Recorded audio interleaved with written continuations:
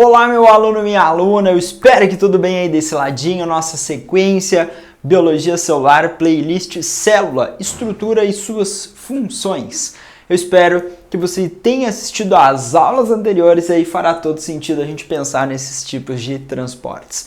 Se você não é inscrito no nosso canal ou inscrita, inscreva-se, apoie o nosso projeto, deixe seu like, deixe aí as suas dúvidas, eu respondo todos vocês. Também, se você tiver interesse, seja membro do nosso canal. Nós temos vantagens como lista de testes e um grupo de WhatsApp para tirar dúvida direto com o sócio. Pensando em transportes celulares, a gente vai pensar em um transporte através da membrana. Justamente nesse sentido, de atravessar a membrana plasmática. Você lembra da estrutura? Então eu fiz a minha representação aqui bem pituquinha de uma célula. Eu recorto parte da superfície dessa célula e aí eu projetei aqui aquela imagem que nós temos na nossa mente brilhante sobre o que é a membrana plasmática. O modelo de mosaico fluido, fosfolipídios, colesterol, proteínas, glicocálice, principalmente naquele modelo de célula animal que a gente viu ou fez estudos. Se eu olhar para a membrana, essa bicamada de fosfolipídio, entre elas várias proteínas. Eu vou ter que destacar agora substâncias que podem passar através ou de proteínas ou entre os fosfolipídios. Então esse transporte que eu quero que você pense agora é um transporte através da membrana. Esse transporte pode ser chamado de passivo ou pode ser chamado de ativo. Então é muito comum as provas seriadas, seletivas, vestibas ou mesmo seus professores no ensino regular cobrarem de vocês a comparação entre transporte passivo e ativo e algumas situações de destaque. Então eu vou fazer essa situação de destaque pensando no básico e depois à frente em outros encontros a gente aprofunda alguns tópicos. Se eu olhar para a estrutura da membrana, eu vou identificar lipídios, proteínas.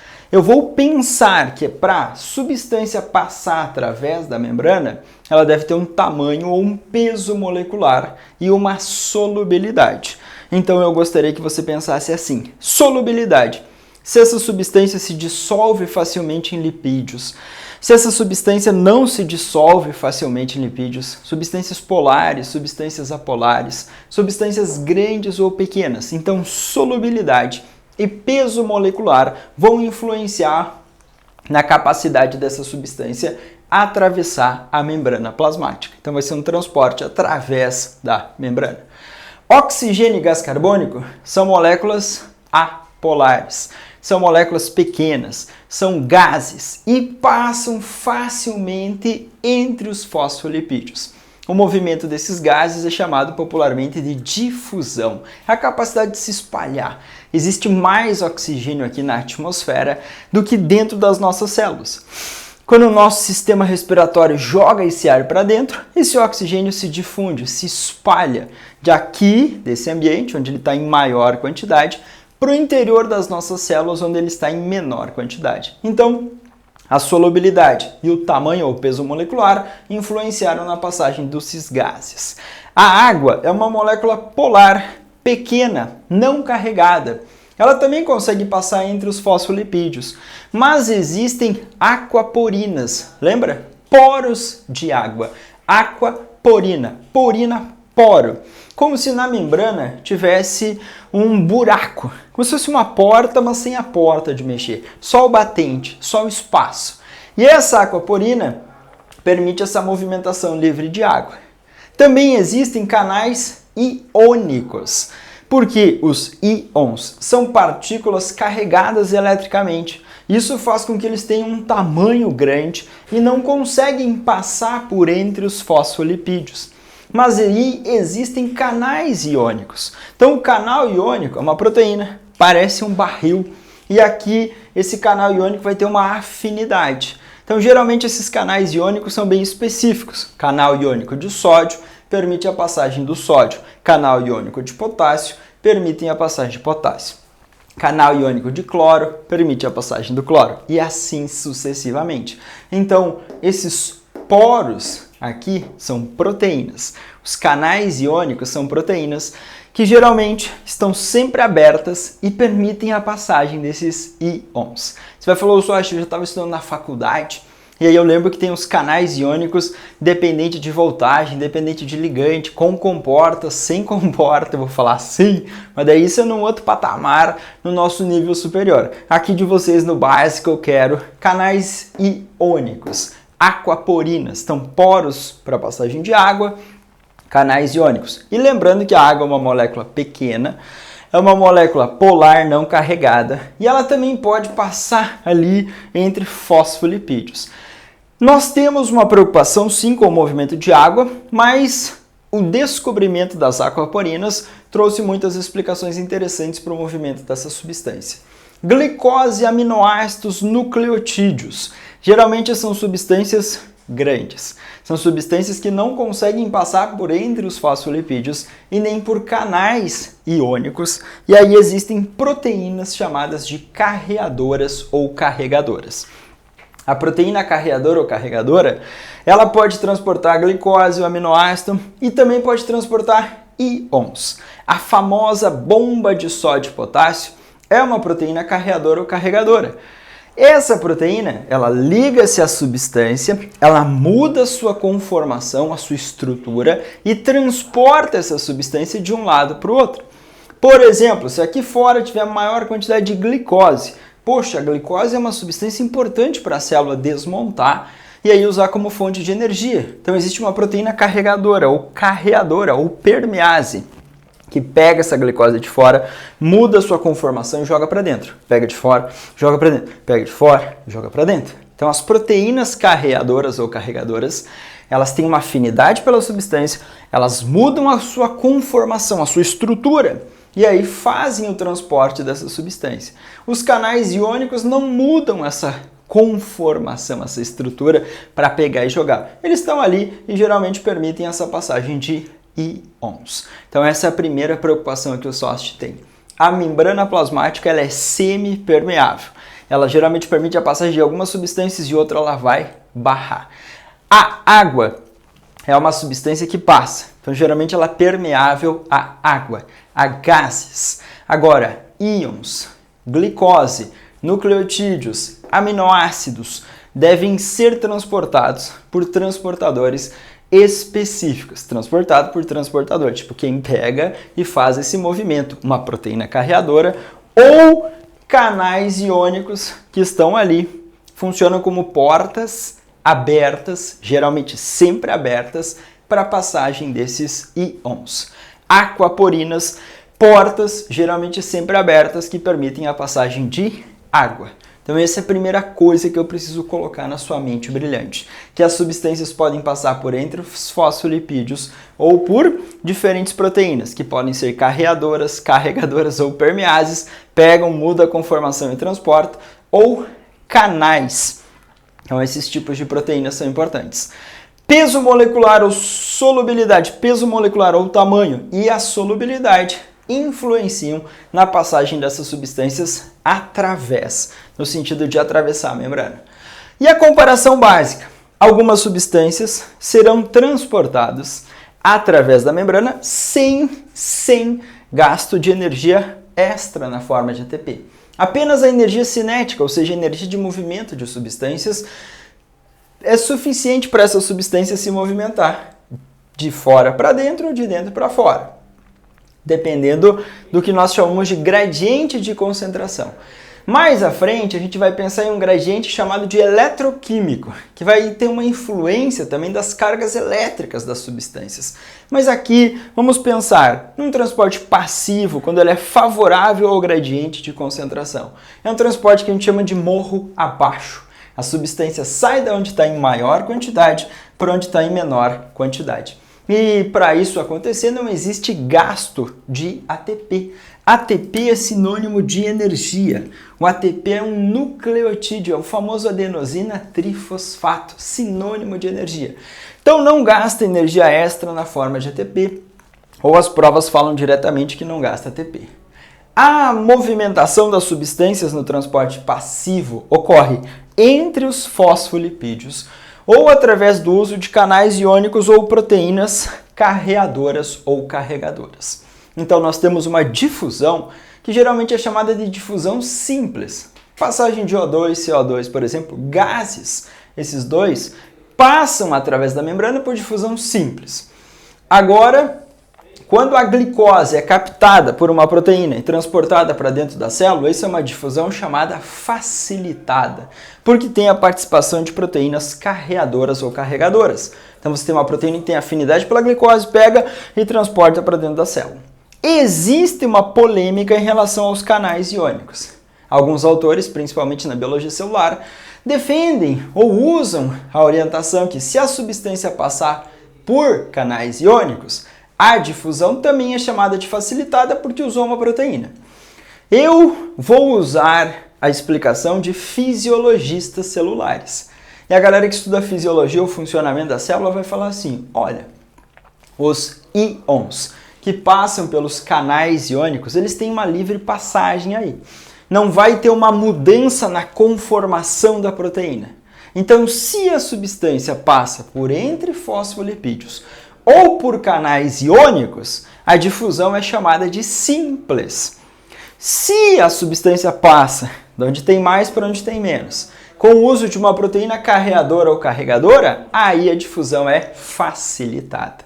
Então eu vou usar essa explicação com base na fisiologia ou nos fisiologistas celulares. Por exemplo, passagem de O2, CO2 e íons. O2 e CO2 passam entre os fosfolipídios. Íons passando pelos canais iônicos seria difusão simples. Sai de onde tem mais para onde tem menos, a favor do gradiente de concentração, sem gasto de energia extra na forma de ATP. Você vai falar, mas o sódio, sócio, em maior quantidade fora da célula. Então a tendência do sódio é entrar na célula. Potássio, maior quantidade dentro da célula. Então a tendência é sair. Quando eles passam pelos canais iônicos, os fisiologistas vão falar, é uma difusão simples. Agora, a glicose é muito grande. Aqui fora tem uma grande quantidade de glicose, porque a gente fez a nossa refeição, os nutrientes chegaram. E aí a célula tem que pegar a glicose, a proteína vai encaixar na glicose, mudar a conformação e transportar para dentro. Isso eu vou chamar de difusão facilitada. Então, quando usa uma proteína carreadora ou carregadora, ok? O movimento de água também a gente vai considerar um transporte passivo. Só que aí você tem que lembrar que as nossas células estão mergulhadas em soluções. E uma solução é uma mistura de soluto e solvente. E quando eu vejo a passagem dos gases, a passagem dos íons, da glicose, dos aminoácidos, eu estou pensando na passagem do soluto. Soluto. Quando eu penso no movimento de água, aí eu estou pensando na passagem do solvente. Então, você precisa lembrar da definição de osmose. Osmose, anota aí, parei. Passagem de água do meio hipotônico para o hipertônico através de uma membrana semipermeável, como é a membrana plasmática. Então, as moléculas de água se movimentam do meio hipotônico. O meio hipotônico é o meio menos concentrado. Mas aí você vai lembrar que concentração está associada à quantidade de soluto. Soluto. E a água era considerada o solvente universal. Então vamos olhar para uma solução. Peguei aqui uma célulazinha humana, uma hemácia ou glóbulo vermelho. Tem a membrana plasmática. Aqui dentro tem uma solução.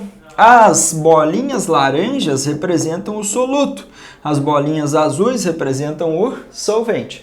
Aqui dentro da hemácia tem mais soluto. Então, dentro da hemácia, eu tenho um ambiente hipertônico, um ambiente mais concentrado.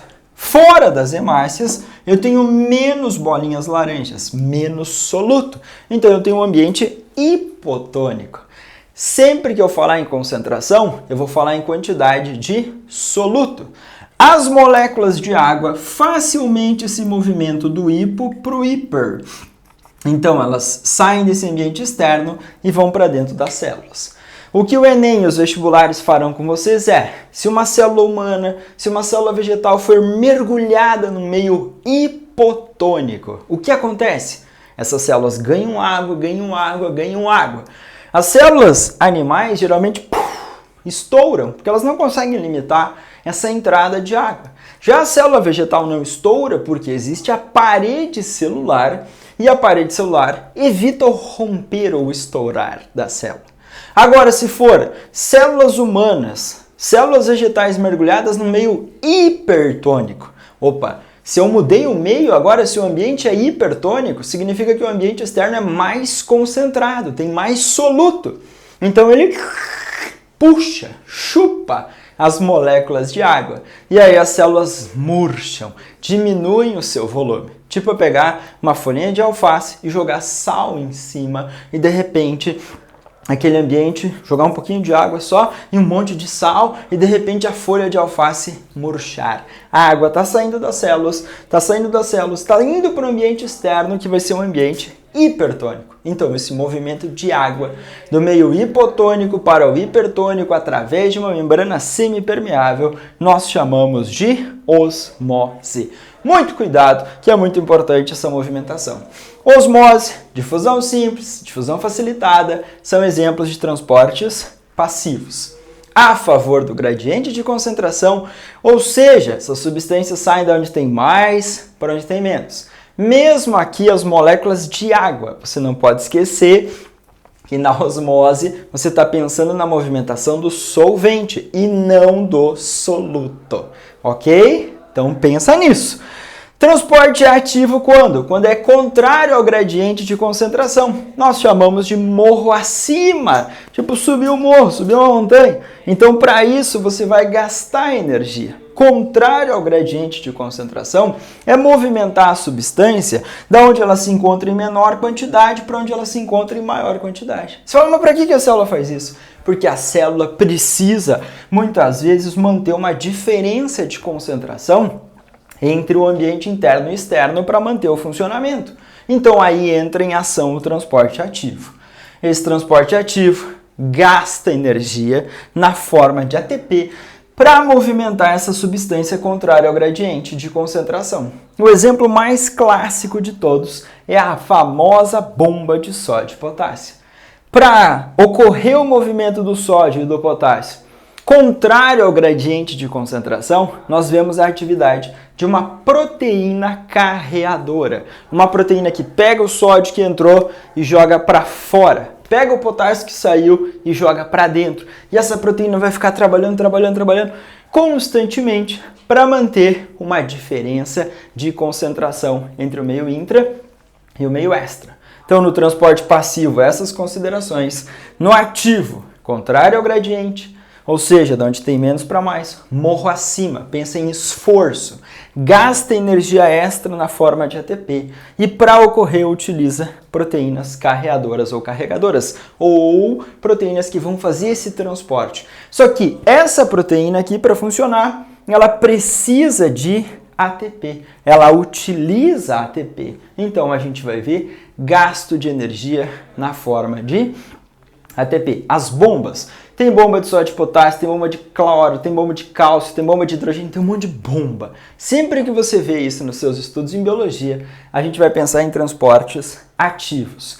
Esse transporte ativo consome ATP, contrário, e mantém uma diferença de concentração entre o ambiente intra e o ambiente extracelular. Então, nesse momento básico, eu preciso que vocês dominem essa comparação. Lembre da solubilidade, peso molecular, da estrutura da membrana, algumas coisas passando por entre fosfolipídios, outra pelas proteínas, a comparação entre transporte passivo e transporte ativo. Muitas provas fazem essa cobrança. Espero ter ajudado vocês. Se você não é inscrito ou inscrita, inscreva-se no canal, deixe seu like, ative as notificações. Mande a sua pergunta o mais rápido, o SOS te responde vocês. Bom estudo para você!